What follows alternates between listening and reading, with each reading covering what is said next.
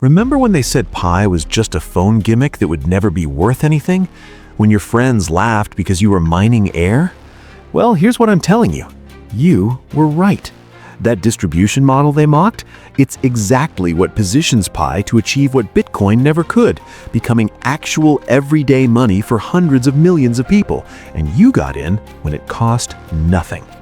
Today, we're breaking down why Pi's current price of 20 cents might represent one of the most misunderstood opportunities in crypto, how the theoretical GCV valuation model arrived at $314,159, and why understanding the difference between these two numbers is critical for anyone who's been holding through years of skepticism. But here's what matters most. When the adoption thesis plays out, we who accumulated coins for free over the past 5 years plus will be positioned completely differently than early Bitcoin investors ever were. Let's explore why. And you know who's watching this unfold? 3 groups. The skeptics who mocked you, they'll be the first to FOMO in at $5, suddenly experts on Pi's potential. The whales who want to accumulate cheap, they need your coins and they're hoping you panic sell so they can buy low. And the paper hands who quit mining in 2023, they're watching your wallet grow with regret, wishing they'd had your conviction. You outlasted all of them. Hello again, Pi Network pioneers. I'm your host, Nathan. Before we dive deep into our video, let's greet and welcome my incredible pioneers from around the world. No matter if you're tuning in from Nigeria, Papua New Guinea, the United States, India, Pakistan, the Philippines, Canada, Kenya, or anywhere else across this amazing world, I'm super excited to bring you this incredible update today. Before we jump in, make sure you hit subscribe and turn on notifications so you never miss the latest news on Pi Network. And don't forget to drop a comment saying Pi Network to the moon, along with your country and flag. Let's fill the comments with pioneer pride and show the world how powerful and united our global community really is. So, let's dive right in. First, let's be completely honest about where we are right now. Pi trades around 20 cents. That's the reality. And I know what some of you are thinking. After 5 years plus of mining, after 5 years plus of telling family and friends this would be worth something, 20 cents feels frustrating. But here's what most people miss when they look at that number. Pi Network and XRP both have the same total supply, 100 billion coins. XRP trades around $2. So why the massive difference if the supply is identical? The answer is straightforward: demand and current utility. XRP has established partnerships with financial institutions and is actively being used for cross-border transactions right now. That creates genuine buying pressure. Companies need XRP to facilitate these transactions, so they purchase it, which supports the price. Bitcoin's a different story entirely. Only 21 million coins exist, making it incredibly scarce. Combined with its reputation as digital gold, that scarcity drives the price to around $89,793 per coin. But here's the catch. At that price point, Bitcoin's completely out of reach for ordinary people trying to enter the crypto space. Now, Pi's situation is unique. Millions of people hold Pi coins, but very few are buying them on exchanges. Why? Because most holders got their coins for free through mobile mining or referrals. They're holding, waiting to see what happens when the ecosystem fully launches. This creates low buying pressure today, which explains the current price. But, and this is critical, this same distribution pattern could become Pi's greatest strategic advantage. Let me show you why that matters by looking at what happened with Binance Coin. BNB launched in 2017 as a simple exchange token trading for just pennies.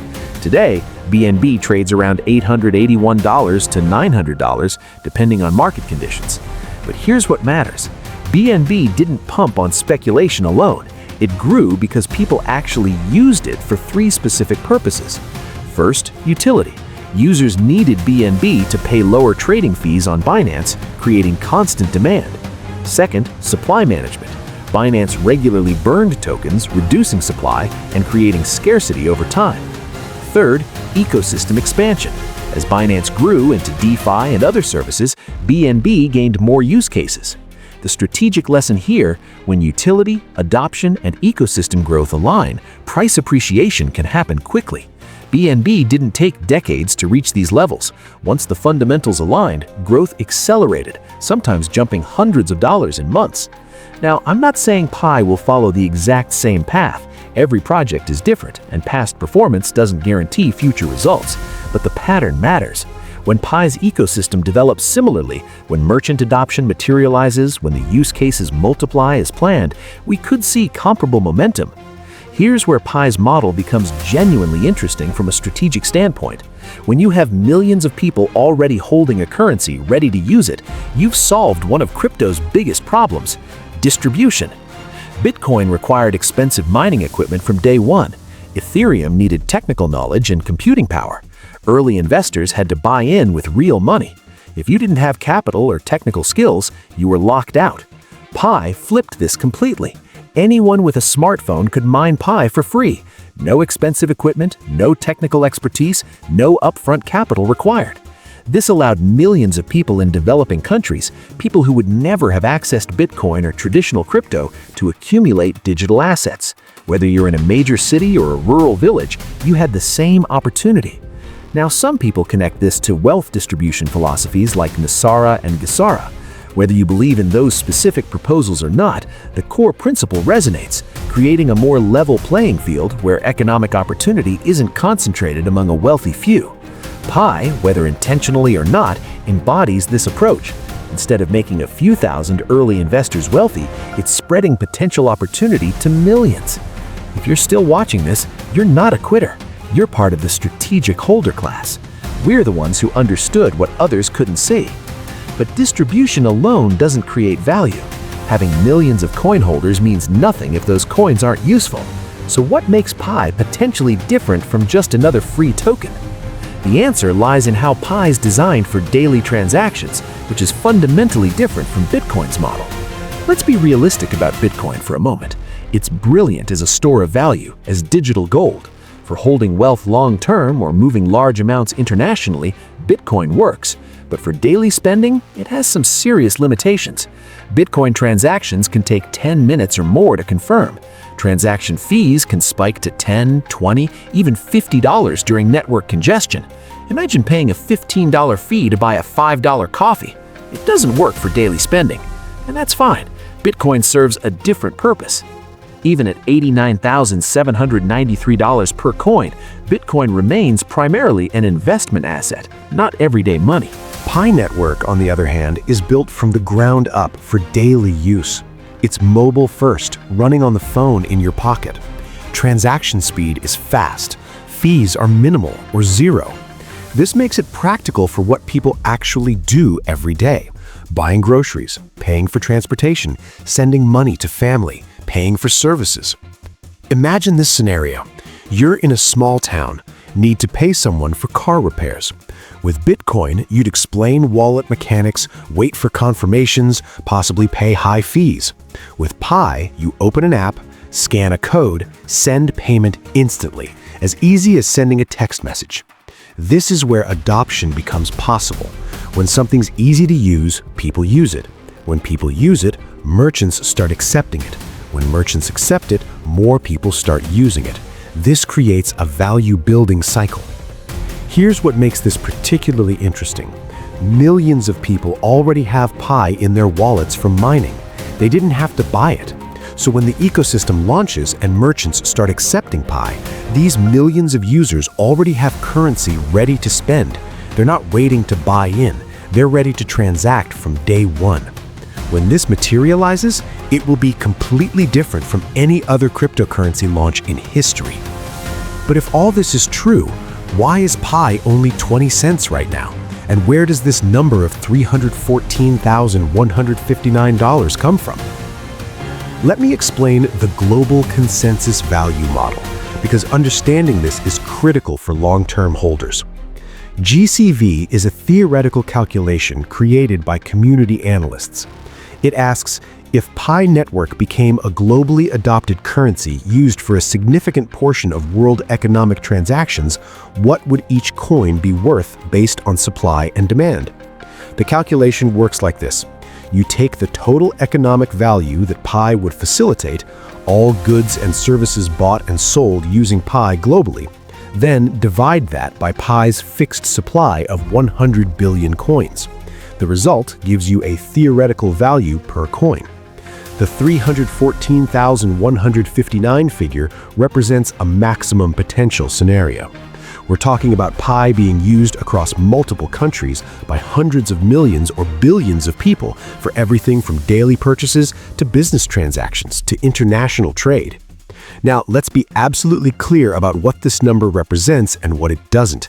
This is not a prediction. This is not a guarantee. This is not what pi is worth today.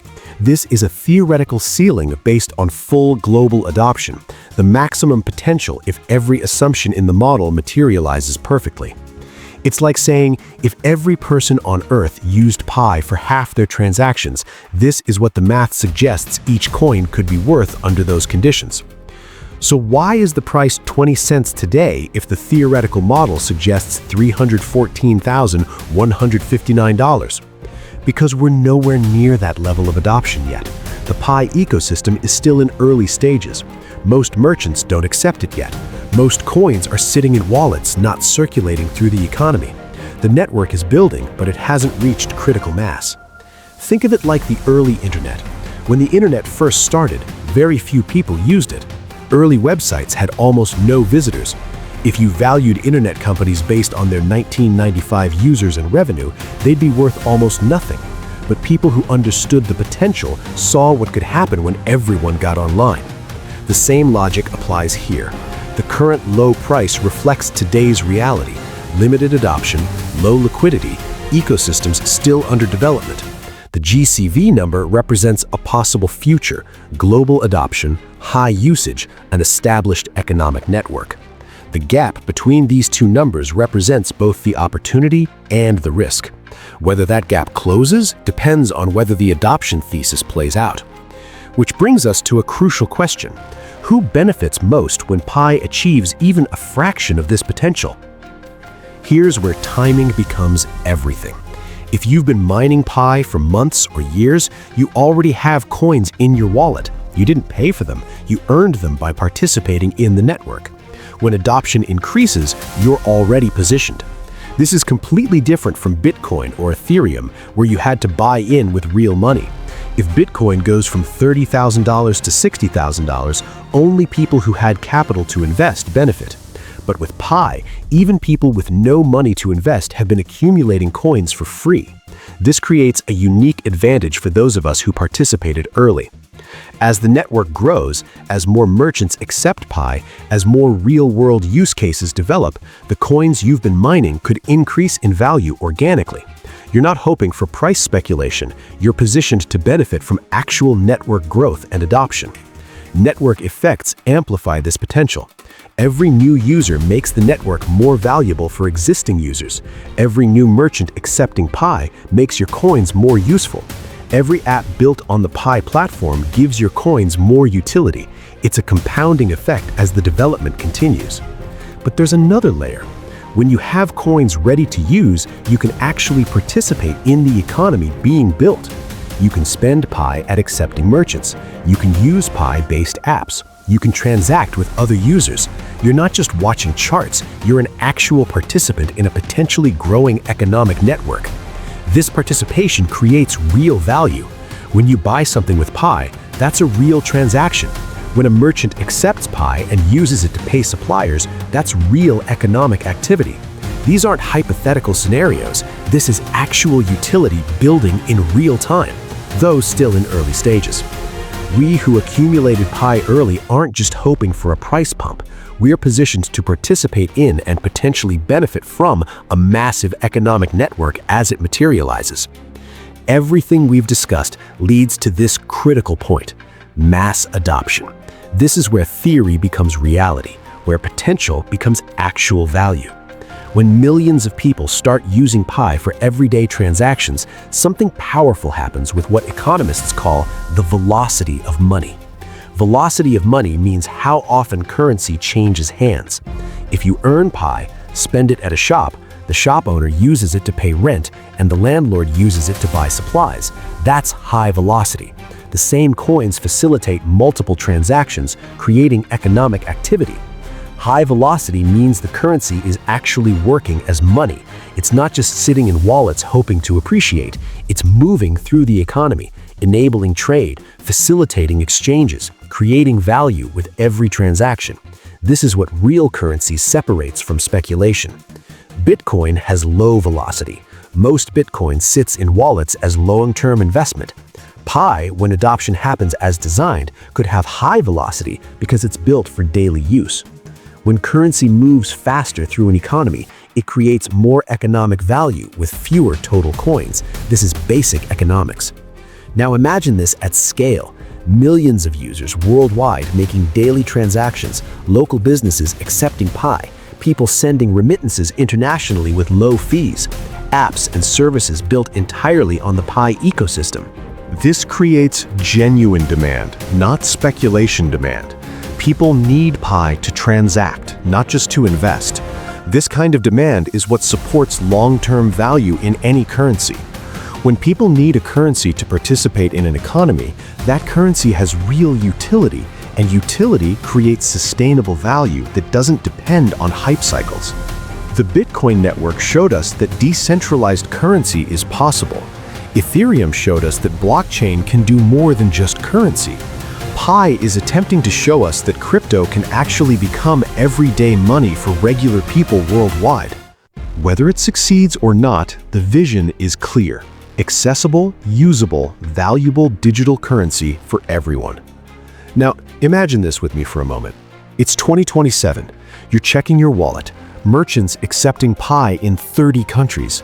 Your balance, the same coins you mined for free back in 2020, 2021, 2022, now facilitating real transactions, real purchases, real value. You walk into a coffee shop. They have a Pi QR code at the register. You pay instantly, zero fees. The transaction settles in seconds. Your friend, the one who laughed when you told them about Pi back in 2023, sends you a message. Hey, how do I buy Pi? I heard it's at $10 now. You remember. You remember when they called it mining air. You remember when they said it was a scam. You remember when they mocked you for believing. That's what vindication looks like. So, here's what we've covered and why it matters for anyone holding Pi right now. The Pi network is attempting something no other cryptocurrency has tried at this scale, distributing coins freely to millions of people while simultaneously building a usable economic network around them. The current price of 20 cents reflects today's reality: limited adoption, low liquidity, and ecosystems still under development. The theoretical GCV of $314,159 represents maximum global adoption potential, the ceiling if every assumption materializes perfectly. Whether Pi reaches that number is unknown. Whether it reaches even 1% of that number remains uncertain. What we can say with confidence is that millions of people now hold a digital asset they acquired without financial investment in a network designed for real-world use, with early participants positioned to benefit as adoption grows. The strategic question isn't whether Pi will make everyone rich. The question is whether it can become what it was designed to be: practical, everyday money that works for regular people worldwide. History shows us that those who held Bitcoin through years of uncertainty and mockery were eventually rewarded, though past performance never guarantees future results, and Pi's path may be entirely different. But here's what makes the position unique. Early pioneers accumulated their coins without financial risk. The opportunity cost is time and attention, not capital. If you've held this long, you've already demonstrated conviction when others quit. You've survived the mockery, the doubt, the waiting. That takes real commitment. Here's what I know. You held through the mockery. You held through the doubt. You held when paper hands quit. That takes real conviction, and that conviction is about to be tested one more time as the ecosystem launches. The skeptics are watching, the whales are circling, but you've already won the positioning battle. The thesis still requires massive merchant adoption, continued ecosystem development, and genuine daily use cases materializing. Those are not small requirements, but when they occur, the strategic positioning of those of us who held early is fundamentally different from any previous crypto launch. You've held this long for a reason. You saw what others missed. The thesis hasn't changed, it's just entering the execution phase. The question isn't whether to hold. The question is, are you ready for what happens when the ecosystem launches? Now, we hold the line while adoption builds. If you found this analysis helpful, let me know in the comments. Would you actually use Pi for daily transactions if merchants accepted it in your area?